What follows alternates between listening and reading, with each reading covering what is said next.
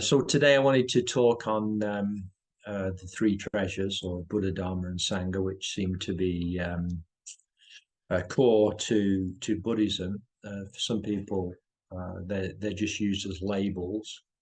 For some people, they're historical. For some people, they are the practice realization at this moment in time of Buddhism. For some people, these three are seen in the forms like statues, sutras, robes, etc., that help to preserve things for for the future, basically. But we can't really move from this foundation that's been here since Siddhartha Gautama sat in meditation for 6 or 7 years. Saw that a lot of his practice was displacement activity, and actually started to work on his own liberation through the basic questions that he had. Why is there sickness, old age, and death? And then seeing an example of somebody that was practicing the way or the truth, then he began to follow that example. After the displacement activity, however, though, he fell into a river, and a lady called Sujata pulled him out. She was a milkmaid, so she didn't have a very high standing in society. And so he was somewhat humbled by this person's natural compassion. She just pulled him out of the river and gave him some milk and some rice. At that point, he really began to reflect on his own practice and how this person just exemplified the core of Buddhism, which is just seeing somebody else as yourself. After that, then he resolved, and that resolve is very important, not to move, basically. And we weren't there, so we can't judge it. That he was going to solve this question without getting up or whatever. So apparently, after about 7 days, there was a realization where he saw the morning star. And you have to remember, this was just a punctuation in life. This wasn't the be and end all. He had a realization of being one with the star, being one with the earth. And then the question then came up, is that how do you convey this to people? Now, for many religions, once that realization is attained or is seen, is that's the end. I'm done now. But the thing about the Buddha's realization was the fact that he realized that everybody else and the environment was included in his life. So how could he, as we say here, how could he just take his ball home, and just leave it just with him? That had to be shared. He had to make the attempt to try and convey this and to encourage people to do practices that liberated him then. So when we kind of look at this scheme of the three treasures, a lot of people say, well, this obviously happened after the Buddha died. But you also have to remember that the Buddha wasn't referring to a specific person. He was Siddhartha Gautama. Later, he got the name Shakyamuni Buddha, which basically meant the awakened one of the Shakya clan. So that was his clan. They were Nepalese. It's interesting that he couldn't practice in his own country like many people. He had to leave to teach because people wouldn't take him seriously. The narratives would hold him in place in one way or another and impede his actual teaching. So even when he was alive, there is Buddha as in the awakened one. Now, for each one of us is that we have to look at that and go, well, do we stick with this word Buddha, or do we stick with the meaning of it, which is, it's not a historical thing that's occurring now. Or am I awake? Each one of us has to ask that question. And if I am awake, what are my drives and motivations in terms of living, and what can be learned from the life that I'm living? Now, if we take the first form of the three treasures, the Buddha, Dharma, and Sangha, this is the intrinsic view. So on this one, this is some writing that was done by a teacher called Tendon Nyojo in China, around about the 12th, 13th century. He said, perfect enlightenment is called the Buddha treasure. Purity and undefilement are called the Dharma treasure. Virtue and harmony, the Sangha treasure. I know virtue isn't one of the most popular things to talk about in terms of living, but somebody was telling me in its original meaning, virtue had more the sense of being as is. There's nothing hidden there. That's what it is. And that was highly valued at the time that word was created. So we look at that, and it's not attributed just to Shakyamuni of the of the Shakya clan. This can be anybody who is awake.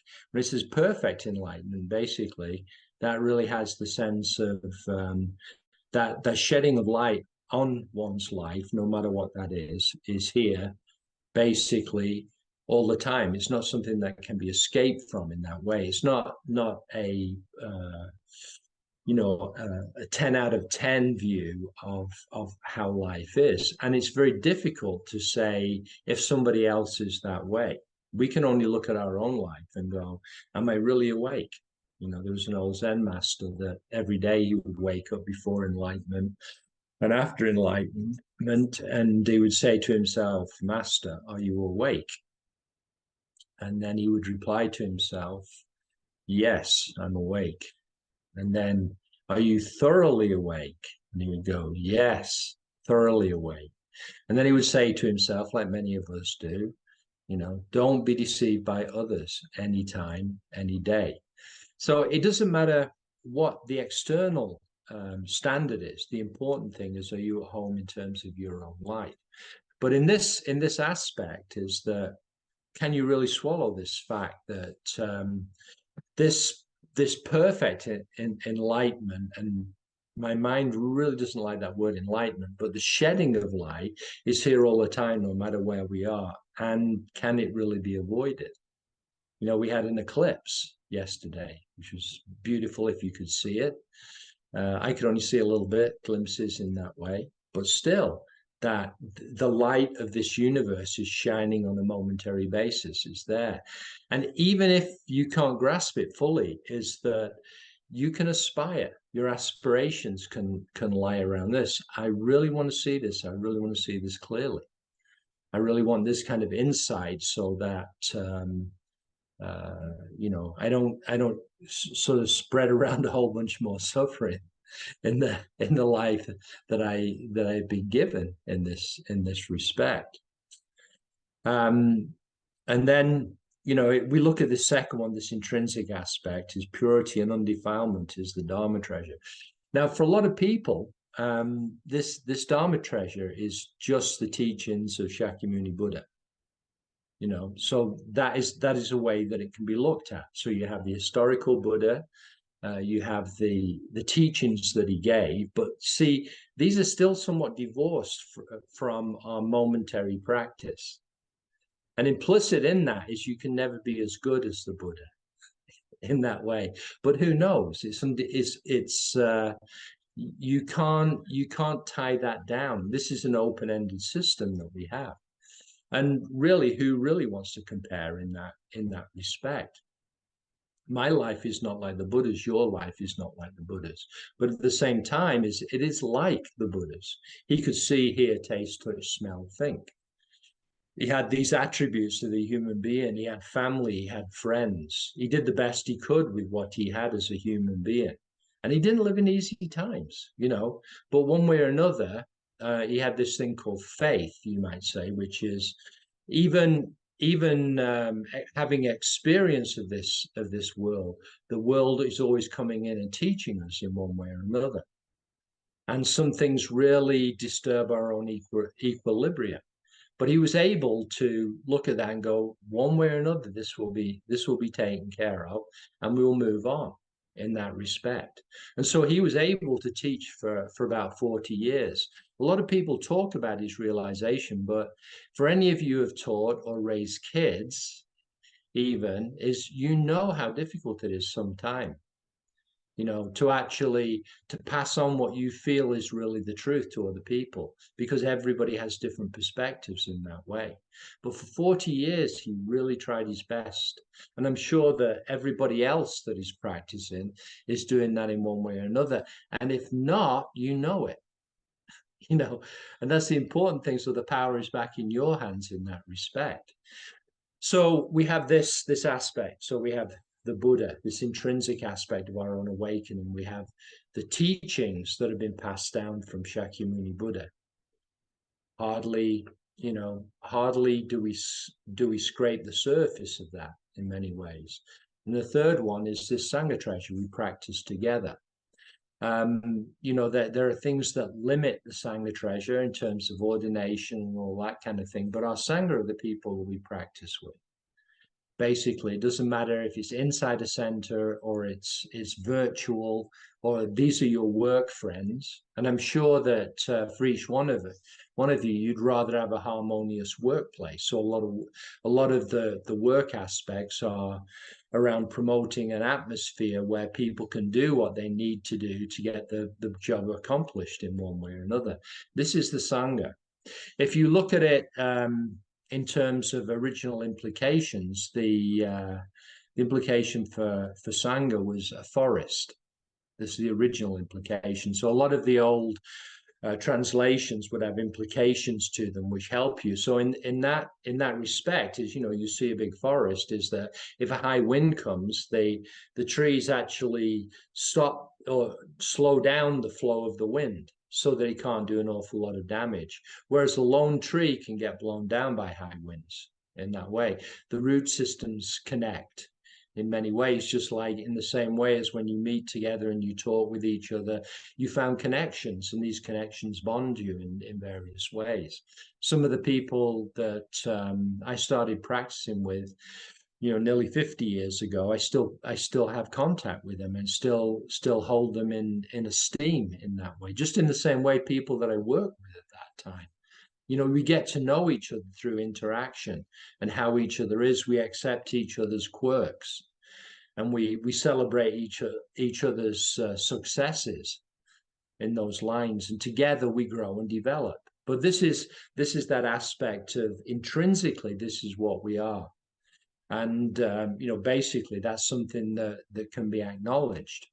Now, as we move on to the second form of the three treasures, or a second view of the three treasures, this is more practice oriented or realization oriented. So the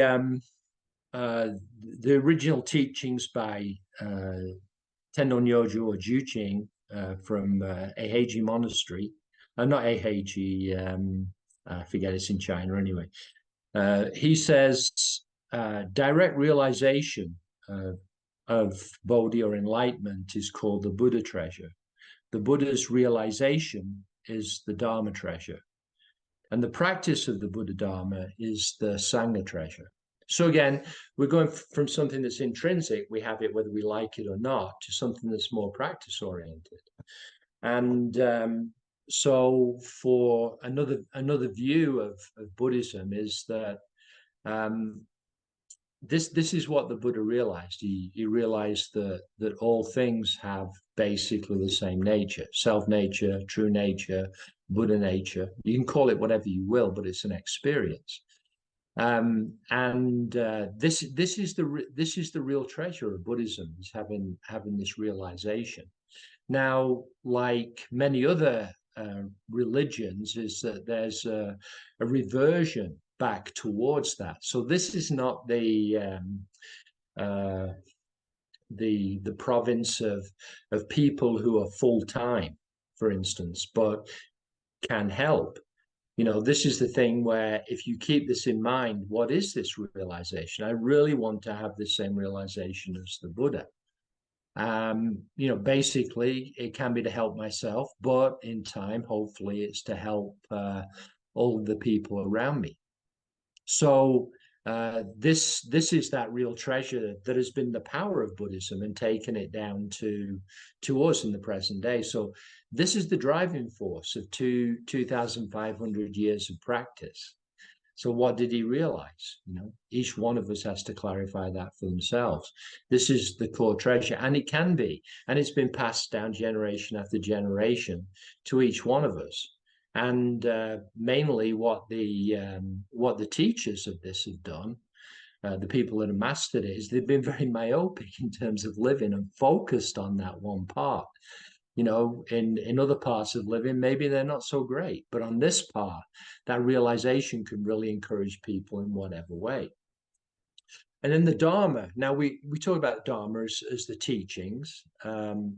So these teachings in this case are not just um, the teachings of Shakyamuni Buddha, but you've obviously got all of the teachings of all of the people that mastered this. It doesn't matter male, female, you know, whatever gender you choose to choose, is that this is available to all of us right now.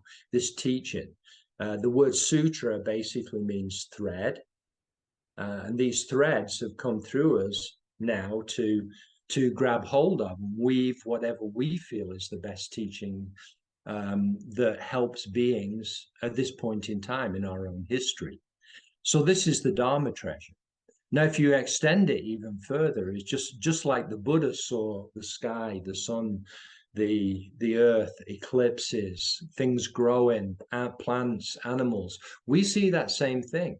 The forms may be a little bit different, but the important thing is that these teachings are in abundance. Now, I don't think that these teachings are just positive. Like many of us, we've learned some of our best lessons from from negative experiences. You know, like learning to say no, put up boundaries, various things like that.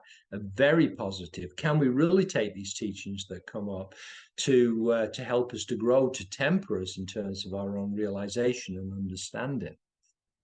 And then finally, you know, on this aspect, the practice of the Buddha's Dharma is the sangha treasure. So how does that look? You know, for those that practice within a sangha, is that, you know, usually you like to sit and meditate with people who are into it, that really want to do it. You know, they're not you know, being like a kid at school at you know, ours was about 4:30 when we left, and we're looking up at the clock, you know, we're looking up at the clock and going, trying to will that clock to move around faster than it normally does. You know, but people that are into it, no matter what, I'll do it. You know, whatever the circumstance, I'll do it. This is the practice. It's front and center. It's there for us to take if we really want to do it. Now, the third one that I want to talk about is quite often, especially in our country, is somewhat maligned because it's more to do with the forms. Can you bring the phone over so I can see the time? So this one is called the abiding three treasures. So, I mean, what is it that helps a practice to be available to people? So we look at the, again, Ju Ching's words on this. He goes, converting devas and liberating people, appearing vast space or in a speck of dust. This is the Buddha treasure. Transformed into sutras, and converted into the oceanic storehouse of the Tripatika, delivering the inanimate and the animate. This is the Dharma treasure. Saving beings from all suffering. This is the Sangha treasure. So, I mean, why even split these up? But there are forms, and we should never forget that. As human beings, quite often we follow forms, but I hear over and over, I don't like forms, you know. But there's also the forms that we do like too, and it's important to acknowledge those parts. One of the most important things in encountering anything, whether it be religion, whether it be a philosophy, whether it be a way of life, is to see how it works, see how it affects. I mean, a lot of people don't like how it looks on the outside, but they don't see how that fosters the spirit on the inside. And you might want to look at this at any art, any kind of sport, and see how those things really function. So you could say Buddhism dies. There's nobody who is realized. There's nobody left. How would you recognize? How would you recognize something that could be a benefit to you? So the first one from the Buddha treasure. I remember once I went down to Mexico, and I went to various pyramids, and I saw this picture of not a picture, a statue of a scribe, and he was sitting kneeling. And there was such a presence about this statue that I bought it back and gave it to my mother. Why did I do that? There was a certain stillness that was conveyed in this particular statue. I had a friend who was, he was probably my father's generation, and he had been out in Burma fighting the Japanese, and he came back like a lot of the people that have been out in the jungles, pretty messed up from that experience. So when he came back, he'd heard about zazen, or meditation, and so knowing that much, he sat on the cliffs because he'd read that people who are really intense don't go to sleep, and so sitting on the cliffs, if he fell in the water, bye-bye, that's it. So he really wanted something to wake him up. So he did that. And one night, eventually he was involved so much in dealing with his own question, his own suffering that he was going through, that he couldn't sit anymore, and he just went walking. He went walking for miles through the fields of Cornwall, and he ended up, but completely by accident, according to him, in the only Japanese garden in Cornwall. And he looked up at that time and he saw a Buddha. And at that point, he had realization.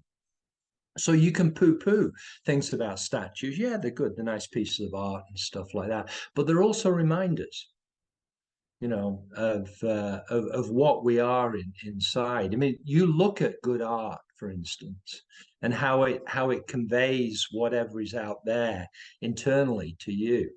This is the third part of these three treasures, is that to be able to recognize on the outside. If you can't recognize it through a person, maybe you can recognize that through a statue.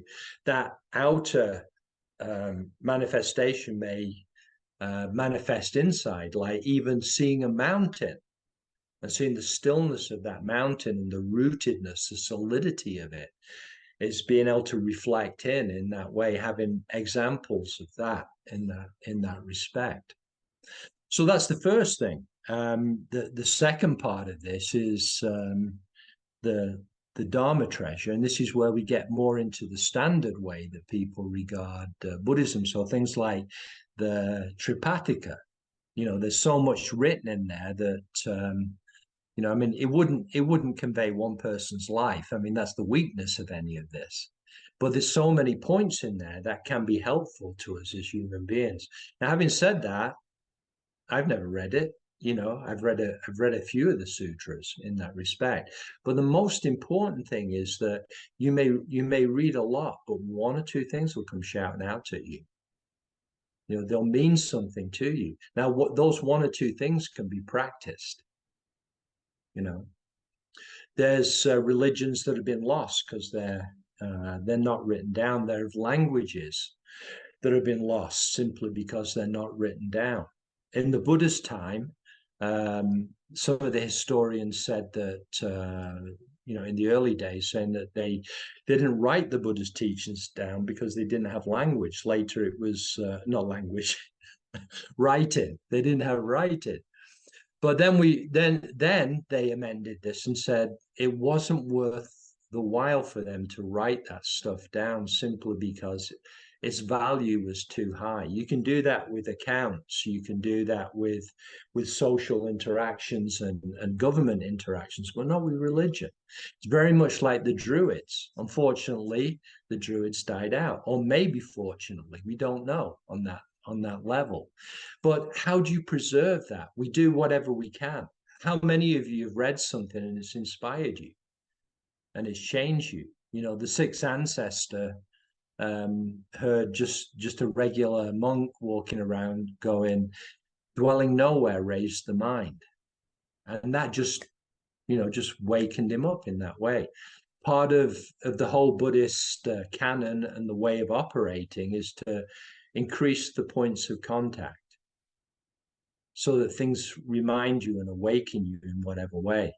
The Japanese even went to the extreme of there was a verse you had to say when you brush your teeth, a verse when you went to the toilet, a verse when you shave your head, a verse when you woke up in the morning, a verse when you went to bed. But so many points to remind you of what you already are. Again, this intrinsic aspect of the Buddha treasure. It's never apart from us. It's always just this. But then our minds are so, you could say clever or stupid, is that we have reasons why not to take on that which could really be good for us if we try it. But it's not even that trying that goes on. Now, the third one, which, I get a lot of, feedback, sometimes positive, sometimes negative, is this last one of the sangha. So again, say there's no people who taught, but people could practice together. You have the forms of practice, and you can say, well, the forms of practice: be quiet, sit still. Even if you took those two, they're really good, because most of the time our minds are all over the place. We're thinking of this, we're thinking of that, and we obscure what is at the basis. Now you take that further, and then you start to put it into recognizable forms. For instance, like robes. You put on temples. All of these things are immediately recognizable in our society, even though they may not be appreciated. I remember going to England and seeing somebody dressed as a rabbi, and it's just like, it's very encouraging to see that. I saw an imam. And it's the same thing. It's encouraging that people are actually approaching it, care that much that they'll represent themselves in a certain way. It really doesn't matter too much what's going on with them. I can't judge them for whatever it is. I'd have to talk with them very, very deeply into seeing what their motivations are, etc. But these three views are important in the sense that it stops us from, say, becoming too myopic with defining our own practice and what it is, because practice is always very broad. And then these teachings can come in anywhere. Like I remember, being at a sweat lodge in Desert Hot Springs, not sweat lodge, the Desert Hot Springs Spa actually, and sitting in there, and then I was just telling one of my students how great Native American sweat lodges were, and saying, yeah, they're really primordial. And this guy just from nowhere just goes, the whole of my life is primordial. Like, so these wisdoms they can hit us anywhere, and it's important to be open to them. Is that they don't just occur in certain places. The teaching of the Buddha comes out in a bank. It comes out at a kid's school, maybe more likely there. It comes out in shops, and the bonding that we do as human beings, it comes out in those things.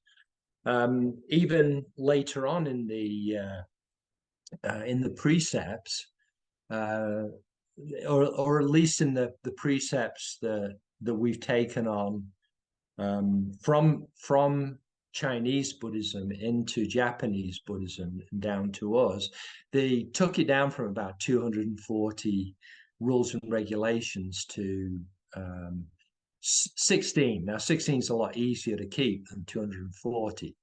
And now, if you telescope down and to these first three, I take refuge in the Buddha, or I live in the Buddha, as the Buddha, I live as the Dharma, I live as the sangha. That covers the whole of our life. The other, like, then there's three overview precepts that are there: cease from evil, do only good, do good for others. And then it shows 10 specific ways that we tend to screw our lives up. You know, when say Bodhidharma, who was the founder of Zen in China, talked about these 10 precepts, for each one, every single one, he started off with an affirmation, which was self nature is inconceivably wondrous. Now, he didn't say Buddha nature or true nature, he says self nature. So that means each one of us, our lives are inconceivably, you can't conceive of that. I mean, we can conceive how bad it is in relation to other things, but how often do we really look at this inconceivable part? You know, we see without having to do anything, hear, taste, touch, smell, think. All of those things occur simultaneously as a God, well, you know, whoever given in that way. The sun, the moon, the stars show up on a momentary basis in whatever way. The mountains, the rivers, everything is shown up in that way. Self nature is inconceivably wondrous. But then he goes, this is what we do.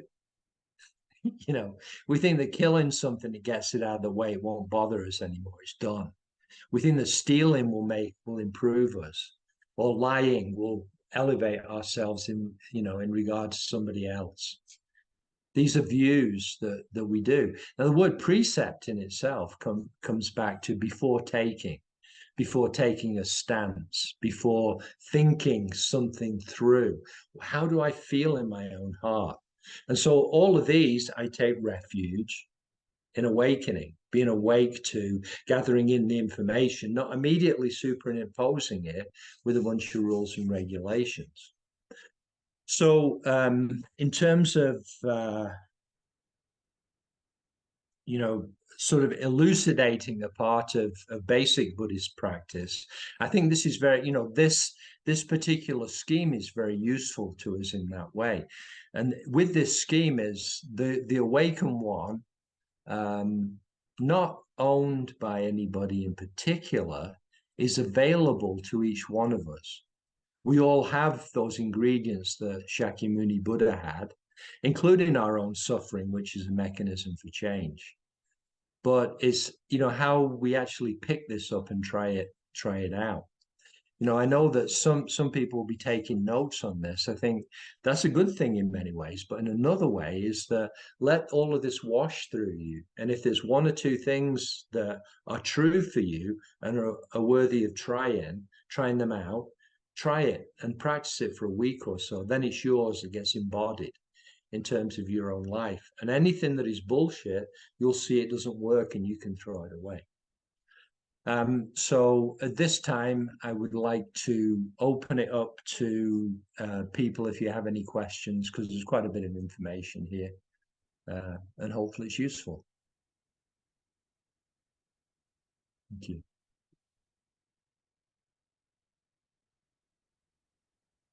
Okay, well, thank you very much. I really appreciate this opportunity. And again, just apologies I couldn't do it during Tropical Storm Hillary because I was a tractor driver.